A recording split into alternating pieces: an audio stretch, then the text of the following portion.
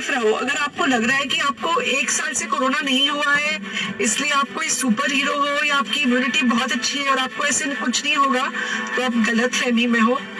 हम यंग लोगों को देख रहे हैं, I mean, we have a 35-year-old who's on the ventilator and we are not able to help people now. So we really don't want any of you to be in that situation.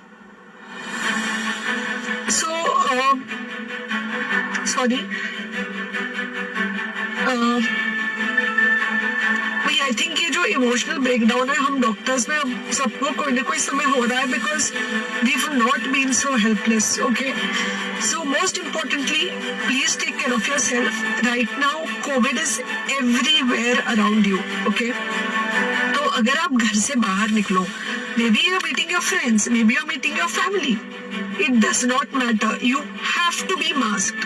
Okay, just because आपको अभी 1 साल से corona नहीं हुआ है या आपको पिछले साल कोरोना होकर जा चुका है, इसका मतलब ये नहीं है कि आपको वापस कोरोना नहीं हो सकता. You can still get COVID. तो please keep yourself very well masked at all times. अगर आप घर से बाहर निकल रहे हो तो घर के बाहर निकलो, मास्क होना चाहिए. मास्क सिर्फ इधर नहीं, मास्क पूरा नाक से पूरा यहाँ तक होना चाहिए. दूसरी बात, अगर आपको कुछ होता है, अगर आपको बुखार आता है या कुछ होता है, पैनिक मत होइए. Do not get unneeded investigations done. Get in touch with me obviously immediately. And most importantly आपके जो फ्रेंड्स है या कोई भी है उनको बोलो पैनिक में होकर एडमिट ना हुए हॉस्पिटल में.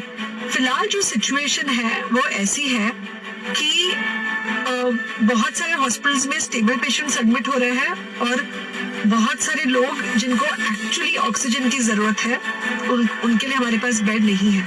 इनफैक्ट हम लोग घर में लोगों को ऑक्सीजन देके मैनेज करने की कोशिश कर रहे हैं और ये हमने पहले कभी नहीं किया है कि हम इतने सारे लोगों के लिए बेड्स ढूंढ रहे हैं, इतने सारे लोगों को घर में मैनेज करने की कोशिश कर रहे हैं. So please leave beds for people who actually need it, who have pneumonia, who need oxygen and who will need to be under very close medical care. Third thing, if you have not taken the vaccine, अगर आपने vaccine नहीं ली है किसी भी कारण से, हो सकता है आप ट्रैवल कर रहे हो सकता है आपको वैक्सीन की हिचक हो सकता है आपने कुछ व्हाट्सएप पे फॉरवर्ड पढ़ा हो कि वैक्सीन की वजह से कुछ साइड इफेक्ट्स हो रहे हैं या कुछ हो रहा है. It's untrue. Please take your vaccine. ये हमको डेफिनेट दिख रहा है कि जो लोगों के 2 वैक्सीन के शॉट्स होकर 2 हफ्ते हो चुके हैं उनमें डेफिनेटली हमको इन्फेक्शन, सीरियस इन्फेक्शंस कम दिख रहे हैं और हॉस्पिटलाइजेशन ना के बराबर है.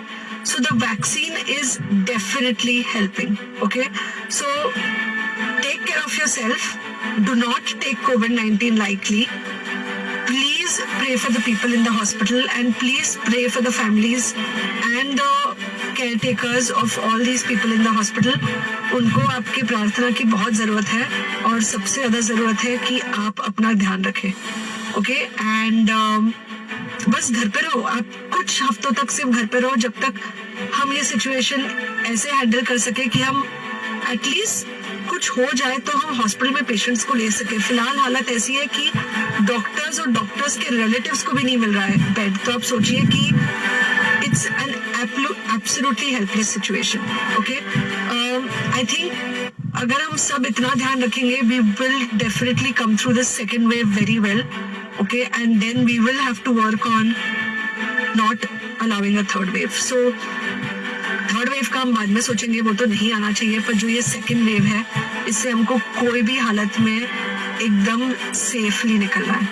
Okay, take care. I really love you.